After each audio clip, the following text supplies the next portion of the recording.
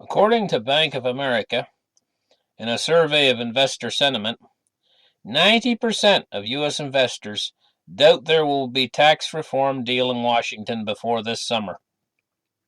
No kidding, guys. 1/3 of U.S. managers doubt any deal can be done this year. These numbers are quoted from an Ambrose article in the Torygraph this morning. Other data points include 34% of funds think global stocks rose too fast. No kidding. Oh, they rose way too fast. By my estimation, I think that this Trump exuberance was absolutely ridiculous. Anyway, a higher number than a pre-Lehman. That's more people think that they rose too fast. Well, 81% think that Wall Street is overvalued.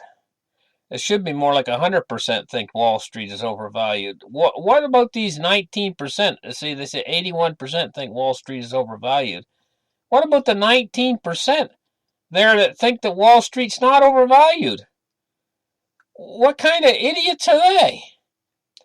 Yet 65% of the market is underweight bonds.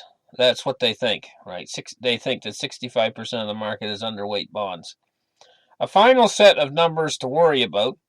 The U.S. stock market was valued at 50% of GDP in 1980, ahead of the dot-com bubble. Did you guys remember the dot-com bubble? They had this thing, I think it was called Pets R Us or something. And they were selling, Pets.com, I think it was called. Everything was .com, and everybody somehow thought that anything that had to do with .com or anything that had to do with the internet was suddenly going to make anybody that had anything to do with it rich. And then what would happen is then they would start investing in these internet companies that didn't have anything really behind them.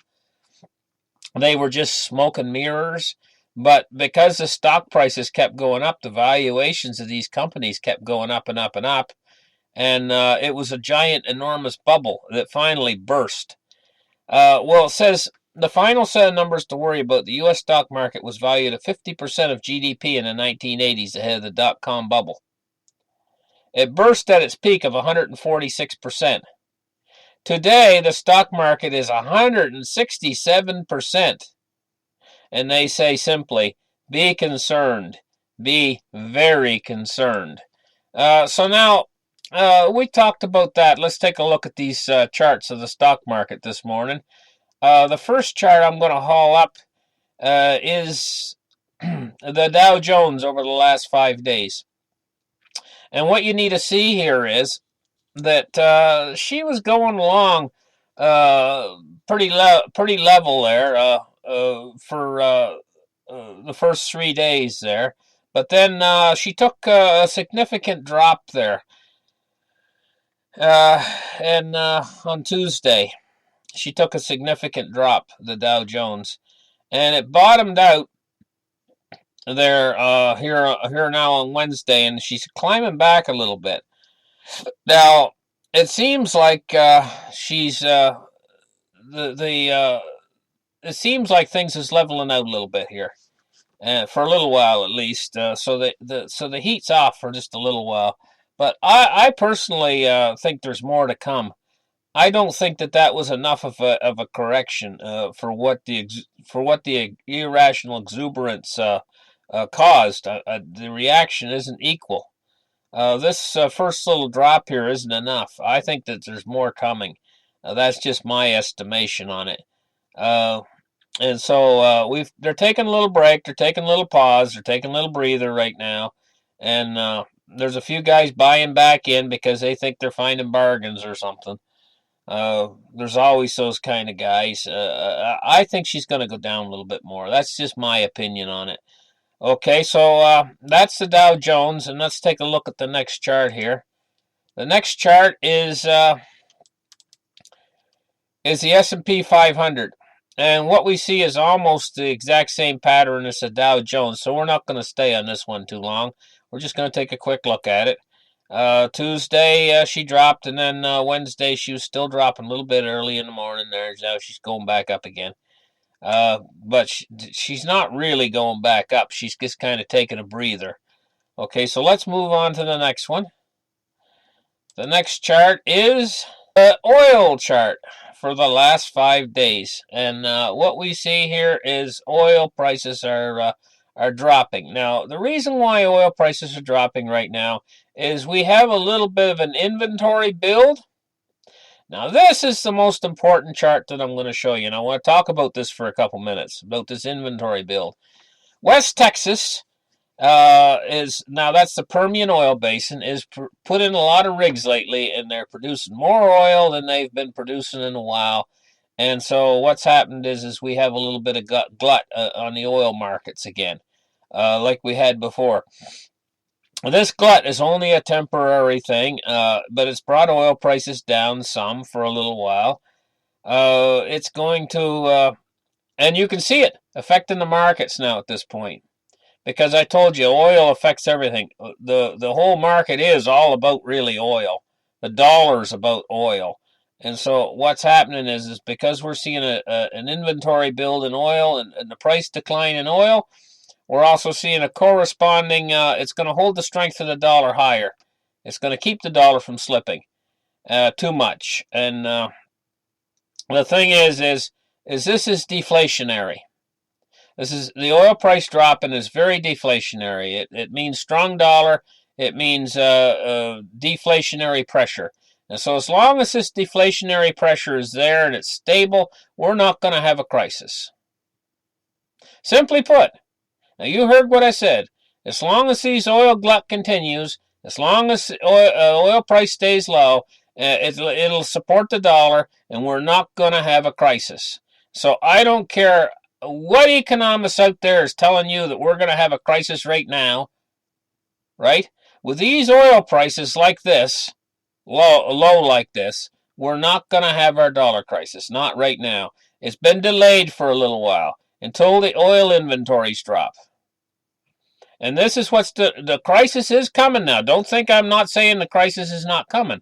I'm just saying it's been delayed a little while until the inventories drop again. Until West Texas starts to slow down, and until the wells start to play out, and until the oil rig count starts to drop, we're safe from a crisis. Because this slight little bit of deflation that this causes is not going to cause a crisis, and if it did, the government can always prop it up by adding more money into the system. If they had to, they could go back to quantitative easing. So we're not going to get a crisis from this. Where we're going to get the crisis is when the whole system turns around and we start to head toward inflation rather than deflation. So we've had a little step back here. A little step back. We've moved toward deflation a little bit again because of the oil. West Texas is causing it. They're flooding the market with too much oil, and the oil price is dropping, and it's strengthening the dollar, and it's leading us a little bit toward deflation again. I wouldn't be surprised if we're going to have a little drop in the price of gold because of this. Now, I know you guys don't like to hear me say that. You're rooting for gold, and you're like, gold, gold, gold, come on, gold, gold, gold, gold, but this is going to have an effect of holding gold back. At the very least, gold's probably not going to go up anything really hugely significantly. Well, this will hold it back. This will hold it back. But listen, guys, I'm going to tell you what. When this reverses and the oil price goes back up, that's when you're going to see your massive moves in gold. So wait for it. Don't get discouraged. Wait for it. This is a buying opportunity. What's coming up, if the gold price drops some, it's a buying opportunity. And think of it as that. Think of it as a blessing rather than a curse. Because what they're doing is they're making it possible for you to get a little bit more before the whole thing closes up on you. So anyway, let's move on to another chart here. What I'd like to show you is the silver price. And what we see is over the last 3 days, this shows 3 days. The blue line is 2 days ago. The red line is the day before yesterday, and today is the green line. And of course, what we see here, we see the price range bound. Basically, it's range bound, and it's just bouncing up and down within a certain range between, say, 1730 and 1760. and boing, boing, boing between those two prices. So let's move on to the next chart. And the next chart is gold. And the gold is range bound just like the silver. Gold's range bound between 225 and 250. And so it's just bouncing along between those two nice and pleasantly. But like I said, if this deflationary pressure continues, you could see a little drop in the price of gold. I don't think it would be significant, and I don't think it's going to be long lasting. I think ultimately, when we see the price of oil move back up, we're going to see the price of gold move back up. And gold's going to be significantly, and silver is going to be significantly higher when the price of oil moves back up. And the dollar is going to take a beating at that point. So thank you very much for listening. Like and subscribe, and we will catch you in the next video. Bye.